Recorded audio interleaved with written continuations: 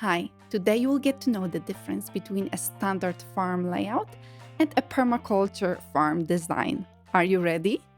Let's go! On the picture you see the regular homestead layout, or at least it represents what I normally see around. The yellow line represents a property boundary.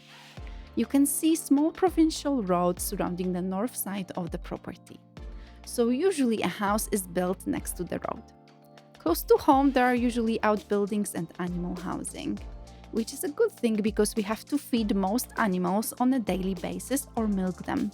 Structures are usually built with no consideration to sun angles.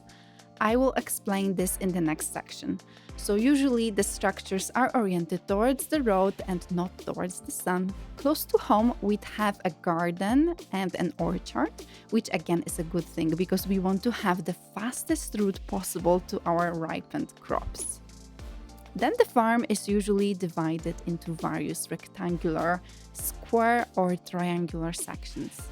So we'd have different pastures as well as fields devoted to grain cultivation.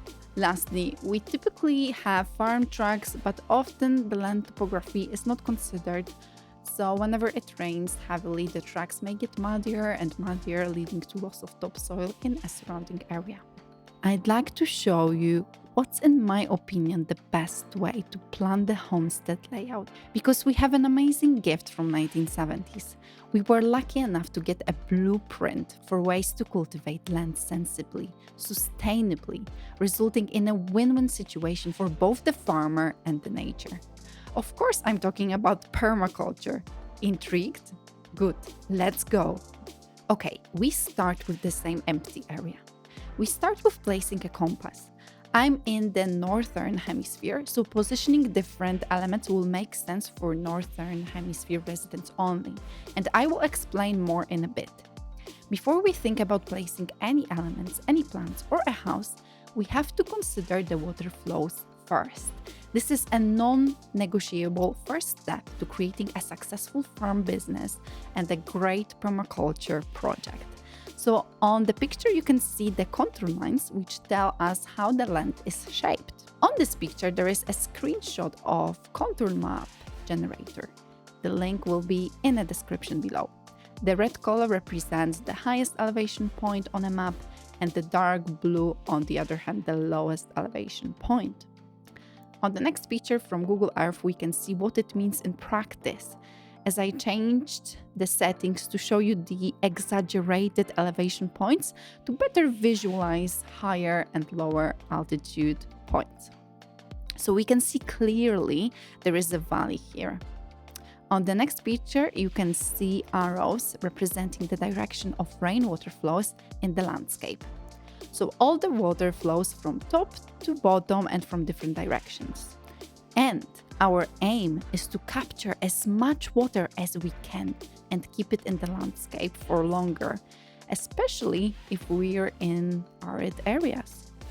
By looking at the satellite image, you can see it's extremely dry and there are no signs of vegetation. By creating water storages inland, we have more chances to succeed, as we can distribute water from the various ponds to different parts of the property.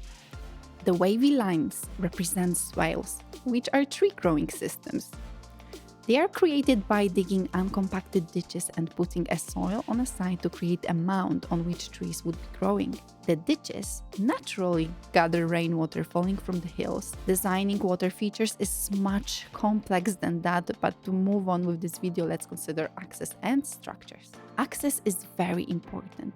Any future structures should have a good access points. In the previous example, I showed you that the house is usually placed close to a road. But in permaculture, if we can, we try to build houses on a mid-slope. This is often recommended for several reasons. 1. Placing a house on a mid-slope allows for better management of water flow. If the house is located at the bottom of a slope, water can accumulate and potentially flood the house during heavy rainfall. On the other hand, if the house is located at the top of a slope, water can quickly run off and cause erosion. 2. A house located on a mid-slope can take advantage of natural temperature regulation.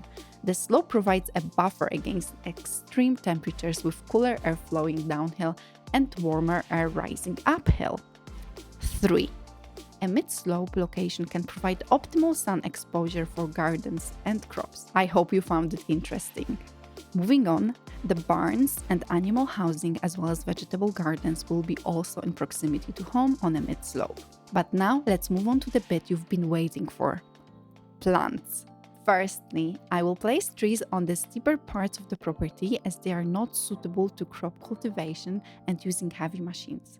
The trees will stop erosion and may be used as a source for wood fire. Then of course we will have orchard, as close to home as we can, but the trees will be growing on swales filled with water during rainy periods. It's very important to look at the compass when planning the plant layout. Ideally, the trees shouldn't be shaded by other trees, unless you live in tropics. Some trees and shrubs in Mediterranean climate will benefit from partial shade due to the sun intensity in the summer. If you live on a flat land, a tree in the south will shade a tree behind it if planted closely. It's vice versa in southern hemisphere. The southern slope in northern hemisphere is therefore best for cultivation as all trees more or less receive the same amount of light. In southern hemisphere, the most favorable slope will be the northern slope.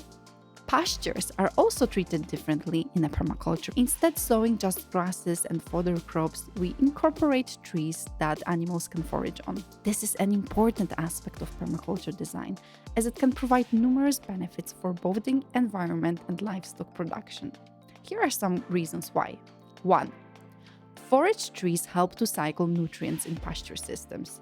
The leaves and twigs of forage trees are high in nitrogen and other nutrients that can be used as natural fertilizers for the soil. When animals graze on pastures and consume the forage trees, they deposit manure and urine, which further enriches the soil with nutrients.